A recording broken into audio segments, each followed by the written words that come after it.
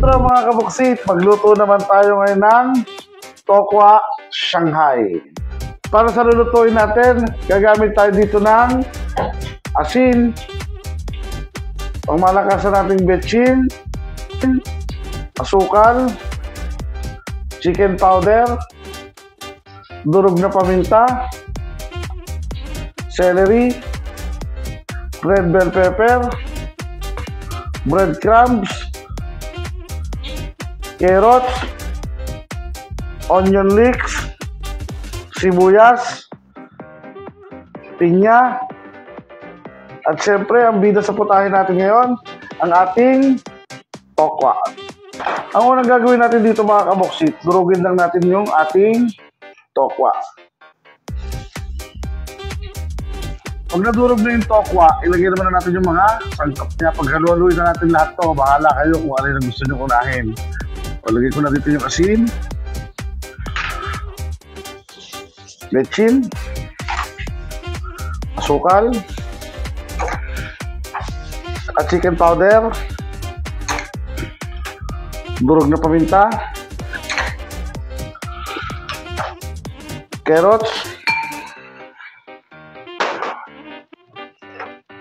breadcrumbs.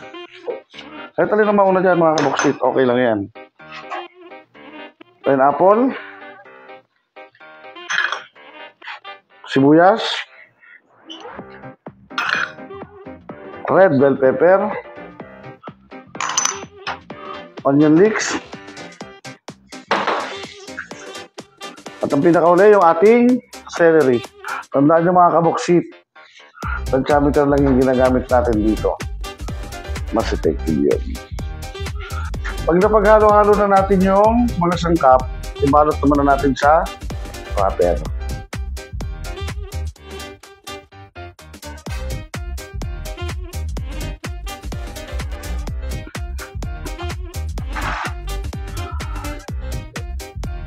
Dito pala sa pinangdidikit ko dito sa wrapper natin mga kaboksit, gumamit lang ako dito ng harina. Nilagyan ko lang ng konting tubig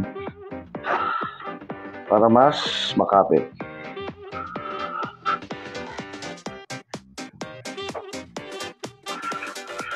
Same procedure lang mga kaboksit hanggang sa matapos natin lahat. Pagkatapos natin mabalot, iprito na natin. Tara na! Painit na ako ng mantika. Ilagyan na natin yung nilalot natin na Shanghai.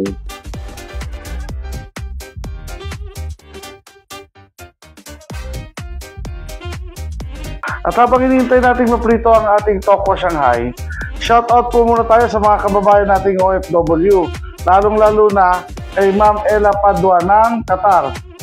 Salamat po sa inyong mga suporta at panonood ng aking mga video. Ito na yung Tokwa Shanghai natin. Pwede na to.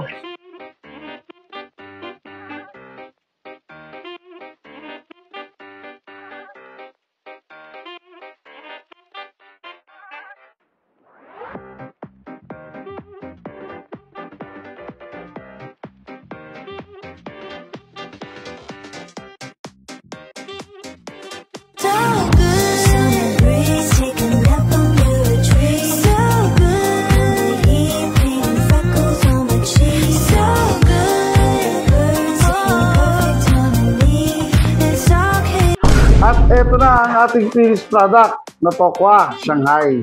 At kung may idea kayo o naisip paluto, comment down below, try natin lutuin yan. At kung umabot kayo sa video na ito, paki-subscribe, like, and share naman ang ating mga video. Paki-comment na rin kung taga saan kayo para alam natin kung saan umaabot ang ating mga videos. At eto na ang pinaka-paborito nating parte, ang tikiman time. Let's do it, baby!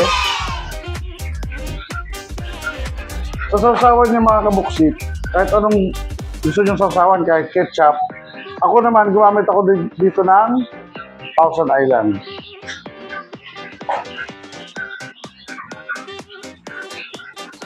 Yan.